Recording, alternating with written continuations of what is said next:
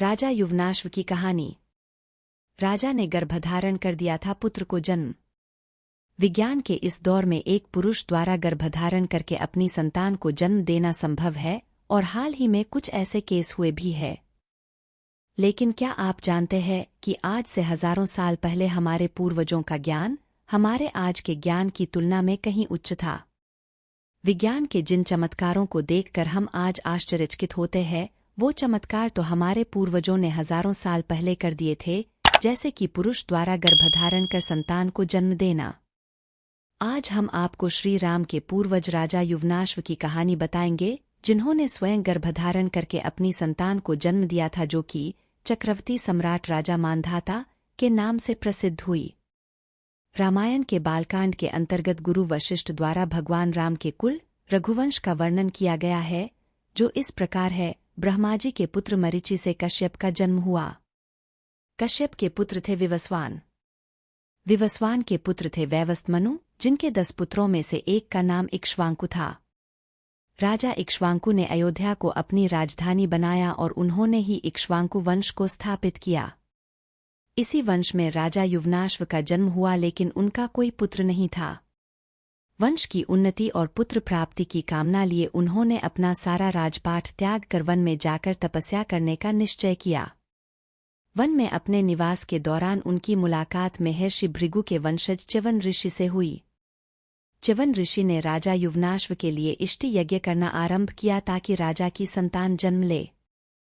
यज्ञ के बाद च्यवन ऋषि ने एक मटके में अभिमंत्रित जल रखा, जिसका सेवन राजा की पत्नी को करना था ताकि वह गर्भधारण कर पाए। राजा युवनाश्व की संतानोत्पत्ति के उद्देश्य से हुए यज्ञ में कई ऋषिमुनियों ने भाग लिया और यज्ञ के बाद सभी जन थकान की वजह से गहरी नींद में सो गए। रात्रि के समय जब राजा युवनाश्व की नींद खुली तो उन्हें भयंकर प्यास लगी।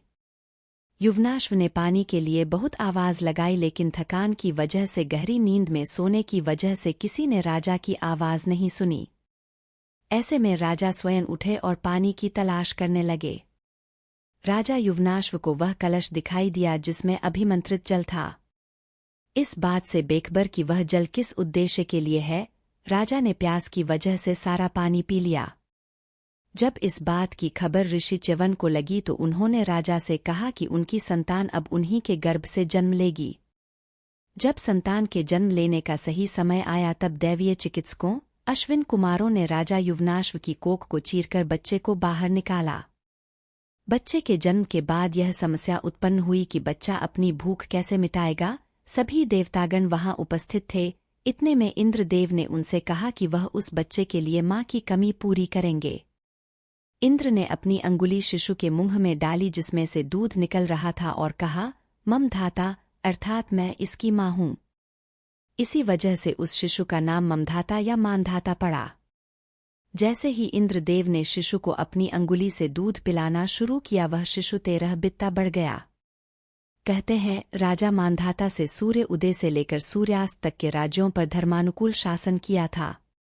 इतना ही नहीं, राजा मानधाता ने 100 अश्वमेघ और 100 राजसूय यज्ञ करके 10 योजन लंबे और 1 योजन ऊंचे रोहित नामक सोने के मत्स्य बनवाकर ब्राह्मणों को भी दान दिए थे। लंबे समय तक धर्मानुकूल रहकर शासन करने के बाद राजा मानधाता ने विष्णु के दर्शन करने के लिए वन जाकर तप करने का निर्णय किया और विष्णु के दर्शन कर लेने के बाद वन में ही अपने प्राण त्याग स्वर्ग की ओर प्रस्थान किया।